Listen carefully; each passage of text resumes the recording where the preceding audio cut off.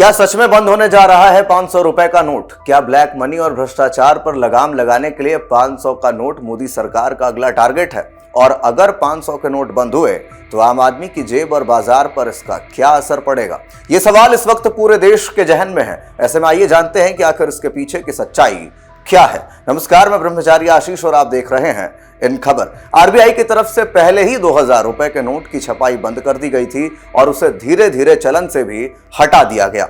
अब खबर आ रही है रेगुलेटरी बैंक 500 रुपए के नोट को बंद कर सकता है। आरबीआई की ओर से अगर 500 रुपए के नोट बंद किए गए तो फिर इसके पीछे क्या कारण है?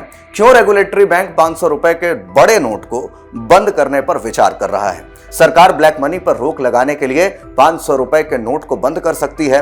देश भर में देखा जा रहा है कि जब भी इनकम टैक्स की रेड कहीं पड़ती है, वहां पर जो नोट के बंडल मिलते हैं वह बड़े नोट यानी 500 रुपए के ही होते हैं। तो सरकार और आरबीआई इन्हीं भ्रष्टाचार को रोकने के लिए 500 के नोट को बंद करने का प्लान कर रही है। ब्लैक मनी को बैंकों में इकट्ठा कराने के लिए यह फैसला लिया जा सकता है। आरबीआई छोटे नोटों को बढ़ावा देगा।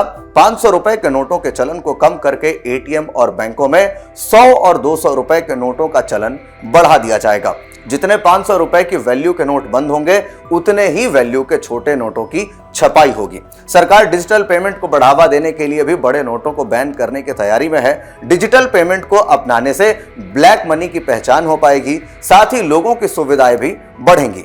एक्सपर्ट्स का मानना है कि आरबीआई 500 रुपए के नोट को मार्च 2026 तक बंद कर सकता है। आरबीआई नोटबंदी की तरह एकदम से इन नोटों को बंद करने का फैसला नहीं करेगा, बल्कि पहले ही इनके सर्कुलेशन पर रोक लगाकर इनकी संख्या को मार्केट में कम करने पर काम करेगा। इसके लिए बैंक की ओर से 100 और 200 रुपए के नोटों का सर्कुलेशन बढ़ाया जा सकता है। बैंकों में, एटीएम में इनकी संख्या बढ़ाई जाएगी और 500 रुपए के नोट को ऐसे ही धीरे धीरे मार्केट से निकालकर बैंकों में जमा करा लिया जाएगा। यह प्रक्रिया एक दिन में पूरी नहीं हो सकती, लेकिन आरबीआई का प्लान है कि इसे वह मार्च 2026 तक ला सकते हैं। तो ऐसे में आप क्या कुछ सोचते हैं इसको लेकर के कि क्या सचमुच जो ये बड़े नोट हैं इनके बाजारों से हटा लेने पर जो भ्रष्टाचार है उस पर लगाम लग सकेगा?